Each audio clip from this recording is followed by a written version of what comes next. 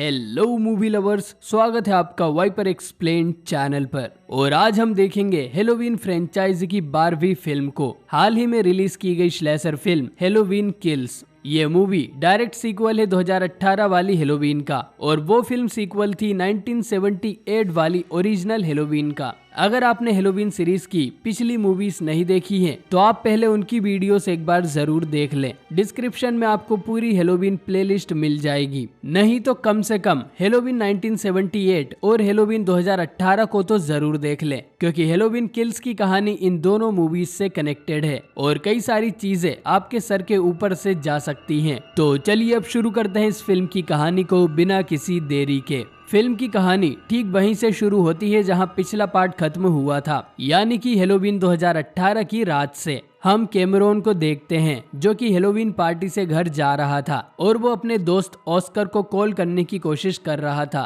जो कि पिछली मूवी में माइकल के हाथों मर चुका है। थोड़ी दूर चलने पर कैमरोन को ऑफिसर हॉकिंस काफी बुरी हालत में मिलते हैं। हॉकिंस पर डॉक्टर सार्डेन ने अटैक किया था, लेकिन वो अभी तक जिंदा है। हॉकिंस कैमरोन से कहता है कि उसे मरना होगा, और यहाँ पर हॉकिंस माइकल की बात कर रहा था। इसके बाद कहानी जाती है 40 साल पहले 1978 में, जब माइकल लूमिस से 6 गोली खाने के बाद भी भाग निकला था। तब हॉकिंस ने ही माइकल का पीछा किया था। हॉकिंस का पार्टनर पीट उसे बताता है कि वो बचपन में माइकल के घर खेलने जाया करता था, लेकिन माइकल उसे हमेशा अपनी सिस्टर जूडिथ के बेडरूम की विंडो के पास ही खड़ा मिलता था। दूसरी तरफ हम लोनी को देखते हैं, जिसे 3 बच्चे परेशान कर रहे थे। और आपको याद हो तो लोनी वही लड़का है जो खुद टॉमी को बुली किया करता है। इनके पास एक पुलिस कार आती है और ऑफिसर इनको घर जाने बोलता है, क्योंकि टाउन में सफेद मास्क पहने एक किलर घूम रहा था। सभी बच्चे अपने घर की तरफ भागते हैं और लोनी अकेला था। वो भागते हुए गिर जाता है और तभी उसका सामना होता है माइकल से। लोनी डर के मारे अपनी आंखें बंद कर लेता है, लेकिन अगले ही पल माइकल यहाँ से गायब हो गया था और लोनी के पास हॉकिंस और उसका पार्टनर खड़े थे। हॉकिंस को ठीक सामने मायर्स हाउस दिखता है और वो समझ जाते हैं कि माइकल इसी में छुपा होगा।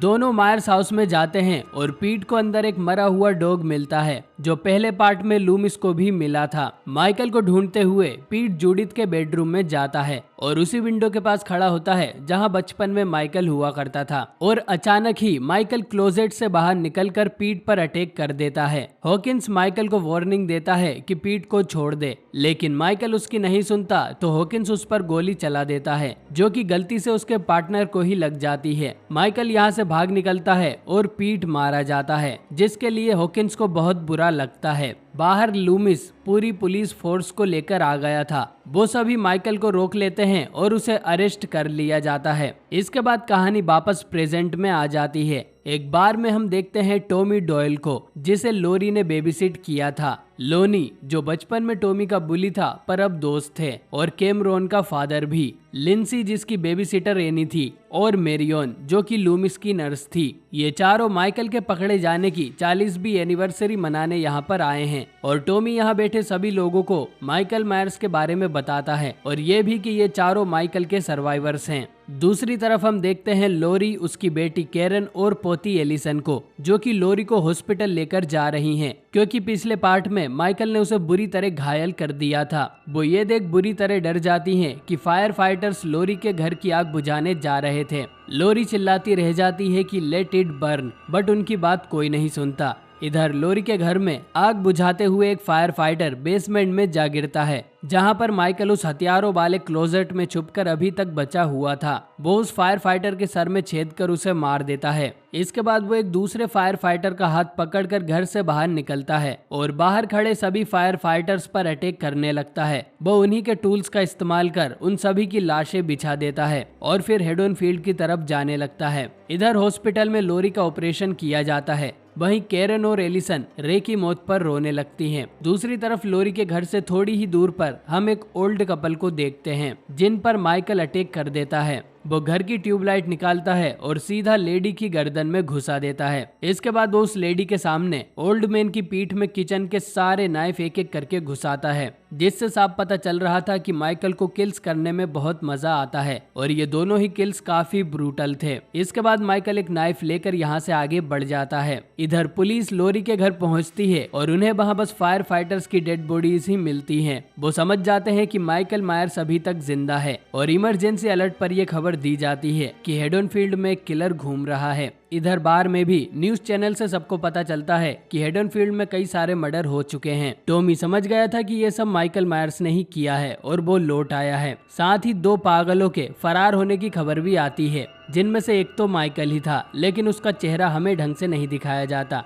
एक कपल मार्कस और वेनेसा डरकर तुरंत घर जाने लगते हैं, लेकिन जैसे ही वेनेसा अपनी कार में जाकर बैठती है तो उसमें माइकल बैठा हुआ था। वेनेसा तुरंत भागकर बार में जाती है और लोगों को बताती है कि वो किलर उसकी कार में बैठा है। ये सुनकर टॉमी और बाकी लोग माइकल को कन्फ्रंट करने बार से निकलते हैं। टॉमी बिना डरे उस कार के पास जाता है तो माइकल वो कार लेकर वहां से भागने लगता है, लेकिन वो कार को खंबे में ठोककर एक्सीडेंट कर लेता है।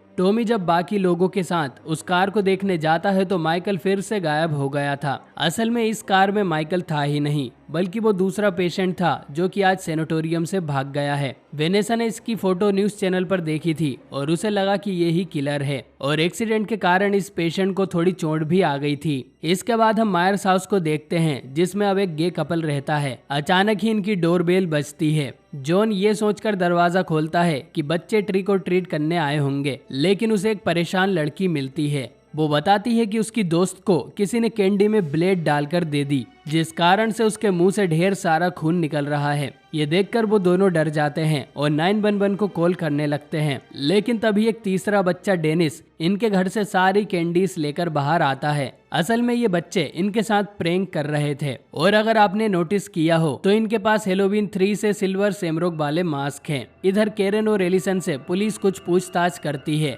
और अब जाकर इन्हें पता चलता है कि माइकल जिंदा बच गया था। ये सुनकर वो दोनों बहुत परेशान हो जाती हैं। तभी यहाँ कैमरोन भी आ जाता है और उसका और एलिसन का फिर से पेचअप हो जाता है। वो एलिसन से कहता है कि उसके डैड और टॉमी टाउन के लोगों को इकट्ठा कर माइकल को हंट करने जा रहे हैं। एलिसन भी उनके साथ चलने को बोलती है, लेकिन केरन उसे साफ मना कर देती है, ये कहकर कि उसे लोरी के पास होना चाहिए, क्योंकि केरन को ऐसा लग रहा था कि माइकल लोरी के लिए यहाँ जरूर आएगा। लेकिन इस टाइमलाइन में माइकल का लोरी से कोई लेना देना नहीं है और पिछले पार्ट में सार्डेन था जो कि माइकल को लोरी तक ले गया था। एलिसन शुरू में तो केरन की बात मान जाती है, लेकिन बाद में चुपके से निकलकर लोनी के ग्रुप को ज्वाइन कर लेती है। ये लोग 3 ग्रुप बनाकर टाउन में घूमते हैं। टॉमी माइकल को मारने के लिए बंदे इकट्ठे करता है और लोनी का ग्रुप लोगों को घर के अंदर रहने की सलाह देता है। लिंसी और मेरियन वाले ग्रुप को वही शैतान बच्चे एक पार्क में मिलते हैं। लिंसी बाहर निकलकर उन्हें घर जाने बोलती है, जिस पर ये बच्चे कहते हैं कि उन्हें किसी से डर नहीं लगता, बल्कि काफी समय से एक सफेद मास्क पहना आदमी उनके साथ छुपन छुपाई खेल रहा है और वो उस पेड़ के पास खड़ा है। लिंसी पलटकर देखती है कि ये माइकल था और उसने इन बच्चों के दोस्त डेनिस को भी मार दिया था। ये देख बच्चे डर के भाग जाते हैं और माइकल कार में बैठी मेरियन, मार्कस और वेनेसा पर अटैक कर देता है। मेरियन अंधाधुन उस पर गोलियां चलाती है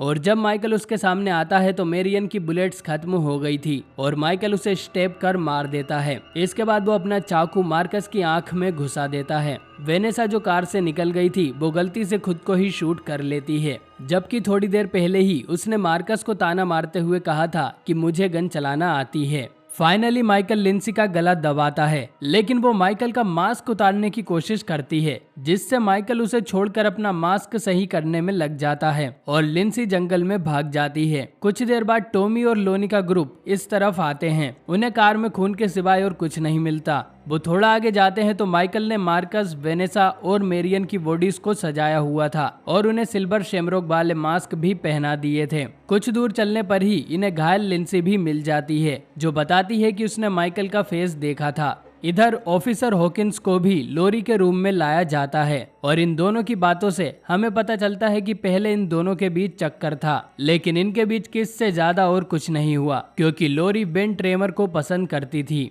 वहीं बाहर हॉस्पिटल लाशों और घायल लोगों से भरता जा रहा था। टॉमी भी लिंसी को लेकर यहाँ पहुँचता है। केरन उसे बताती है कि माइकल लोरी को मारने यहीं पर आएगा। ये सुन वो सभी लोगों को चिल्लाकर बताता है कि ये सब माइकल ने किया है, लेकिन आज की रात हम माइकल को जिंदा नहीं छोड़ेंगे। और सभी लोग टॉमी की हाँ में हाँ मिलाते हैं। लोरी को जब पता चलता है कि माइकल अभी तक जिंदा है तो वो भी चाकू लेकर उसे मारने दौड़ती है, लेकिन केरन उसे किसी तरह समझाती है कि ऐसी हालत में वो एक मच्छर भी नहीं मार पाएगी। इसी समय वही भागा हुआ मेंटल पेशेंट इस हॉस्पिटल में हेल्प मांगने के लिए आता है। उसे देखकर लोगों में ये अफवाह फैल जाती है कि ये माइकल है। लोरी भी माइकल माइकल चिल्लाने लगती है और सभी लोग उस बेचारे आदमी को मारने उसके पीछे पड़ जाते हैं।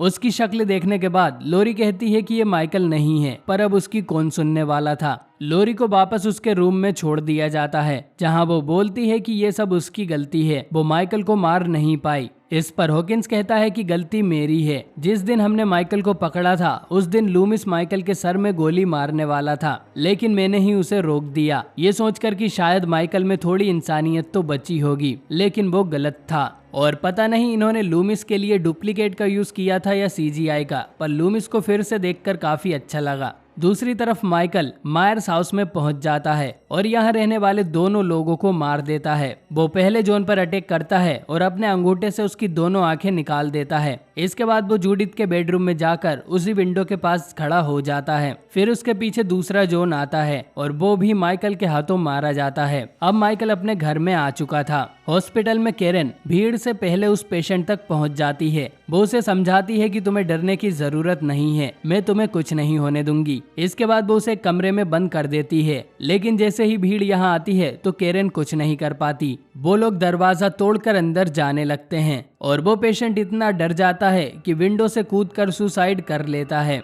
नीचे ऑफिसर ब्रैकेट बोलता है कि ये माइकल नहीं कोई और है और माइकल की वजह से अब हम लोग भी मॉन्स्टर बनते जा रहे हैं। इसके बाद टॉमी और केरन भी साथ में माइकल को मारने और एलिसन को वापस लाने निकल जाते हैं। इधर लोनी के ग्रुप ने भी फिगर आउट कर लिया था कि माइकल लोरी के पास नहीं बल्कि अपने घर जा रहा है और वो लोग भी मायर्स हाउस पहुंच जाते हैं। एलिसन कहती है कि हम साथ रहेंगे तो हमें कुछ नहीं होगा, लेकिन लोनी कहता है कि नहीं, मैं अकेला ही अंदर जाऊंगा। वो गधों की तरह अंदर जाता है और कुछ ही देर में कैमरॉन और एलिसन को गोली चलने की आवाज आती है। इसके बाद वो दोनों भी मायर्स हाउस में जाते हैं और अलग अलग होकर माइकल को ढूंढने लगते हैं। एलिसन को बेडरूम में उस कपल की बॉडी मिलती है, वहीं कैमरॉन को अपने फादर लोनी की, जिसे देख वो शॉक हो जाता है और तभी माइकल कैमरॉन पर अटैक कर देता है। एलिसन उसे बचाने आती है और माइकल को स्टेप भी करती है, लेकिन उसे कुछ नहीं होता और वो एलिसन को सीढ़ियों से नीचे फेंक देता है, जिसमें एलिसन की टांग टूट जाती है। इसके बाद वो कैमरॉन को मारने लगता है, लेकिन एलिसन चिल्लाती है कि दम है तो मुझे मार के दिखाओ। वो सोच रही थी कि ऐसा कहने से माइकल कैमरॉन को छोड़कर उसके पीछे आएगा। अब माइकल एलिसन के पास आने तो लगता है, लेकिन पहले वो कैमरॉन की गर्दन तोड़कर उसे मार देता है। इसके बाद वो एलिसन के पास आता है। वो एलिसन को भी मारने ही वाला था, लेकिन तभी केरन माइकल में एक पिच फोर्क घुसा देती है। फिर वो उसे जान से मारने के बदले उसका मास्क निकालकर भागने लगती है। माइकल अपना मास्क लेने के लिए केरन के पीछे पीछे जाता है और देखता है कि केरन ने उसका मास्क रोड पर रख दिया था। असल में केरन ने माइकल के लिए जाल बिछाया था और यहाँ टॉमी अपनी पूरी पलटन के साथ माइकल को घेर लेता है। माइकल वापस अपना मास्क पहनता है और हम इसका थोड़ा सा जला चेहरा देख पाते हैं। इसके बाद सभी लोग माइकल को बुरी तरह से पीटने लगते हैं और पीट पीट कर उसे अधमरा कर देते हैं। इसके बाद केरन माइकल का चाकू उसी की पीठ में घुसा देती है और इन लोगों को लगता है कि माइकल मर गया। फिर केरन वापस एलिसन के पास जाकर बैठ जाती है। इन सभी में एक ही अक्लमंद इंसान था, ऑफिसर ब्रैकेट, जो माइकल के सर में गोली मारने आगे बढ़ता है, लेकिन समहाउ माइकल फिर से जाग जाता है और अपना चाकू निकालकर उससे पहले तो ब्रैकेट और फिर यहाँ मौजूद सभी लोगों को एक एक करके निपटा देता है और फिर आखिर में टॉमी के बेसबॉल बैट से उसी का सर फोड़ देता है। इधर मायर्स हाउस में पुलिस और एम्बुलेंस आ जाती है। केरन को मायर्स हाउस की विंडो में छोटे माइकल की एक झलक दिखती है, तो वो भी उसी विंडो के पास जाकर खड़ी हो जाती है, ये देखने के लिए कि माइकल को कैसा फील होता होगा। लेकिन अचानक ही माइकल केरन के पीछे प्रकट होकर उसे बार बार स्टेप कर मार देता है। अब ये बात कंफर्म नहीं है कि केरन मरी या नहीं, हो सकता है अगले पार्ट में वो भी हॉकिंस की तरह वापस आ जाए। माइकल फिर से उस विंडो के पास आकर खड़ा हो जाता है और ये फिल्म यहीं पर एंड हो जाती है। तो दोस्तों, आपको ये मूवी कैसी लगी कमेंट करके जरूर बताएं। इस मूवी पर कई सारे मिक्स्ड रिव्यूज आ रहे हैं, कई सारे लोगों को ये फिल्म बहुत पसंद आई है और मैं अपनी बात करूं तो मुझे ये फिल्म उतनी अच्छी नहीं लगी। इसके प्लस पॉइंट्स की बात करें तो वो है इसके किल्स। मूवी में ढेर सारे किल्स हैं और शायद ये अभी तक की सबसे गोरी हेलोवीन है। जिस जिस सीन में माइकल है वहाँ पर आप बिल्कुल भी बोर नहीं होंगे और 1978 वाले सीन भी काफी अच्छे थे।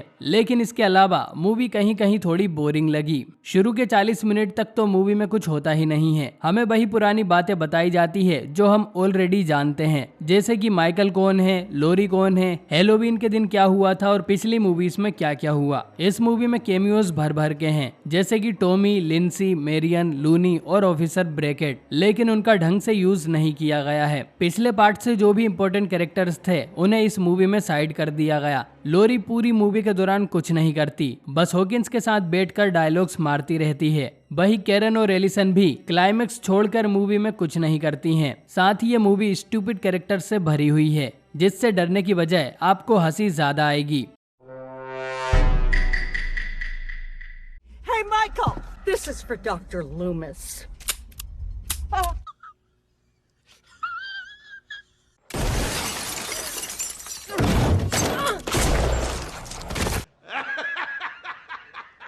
You serious? I'm not gonna let them hurt you. Huh? Okay, so the key is we stick together. Now I'm going in alone. Are you stupid or something? तो दोस्तों, ये फिल्म ठीक थी, लेकिन हेलोवीन 2018 जितनी अच्छी नहीं है। वैसे ये मेरा ओपिनियन है। अगर आपको ये मूवी पसंद आई है तो मैं चाहता हूँ कि आप कमेंट में रीजंस लिखकर बताएं कि आपको इस फिल्म में क्या क्या अच्छा लगा। इस फ्रेंचाइजी की अगली मूवी है हेलोवीन एंड्स, जिसमें इस सागा को खत्म कर दिया जाएगा और वो फिल्म भी अगले साल अक्टूबर में ही रिलीज होगी, जिसकी कहानी कुछ समय बाद सेट की जाएगी, ना कि इसी रात को। लेकिन आपको क्या लगता है, क्या हेलोवीन एंड्स के बाद इस फ्रेंचाइजी को बंद कर दिया जाएगा या एक बार फिर से इसे रिबूट किया जाएगा? कमेंट करके जरूर बताएं। बाकी वीडियो पसंद आई हो तो इसे लाइक करें, चैनल पर नए हो तो सब्सक्राइब करें। मैं मिलता हूं आपसे बहुत ही जल्द एक नई वीडियो के साथ।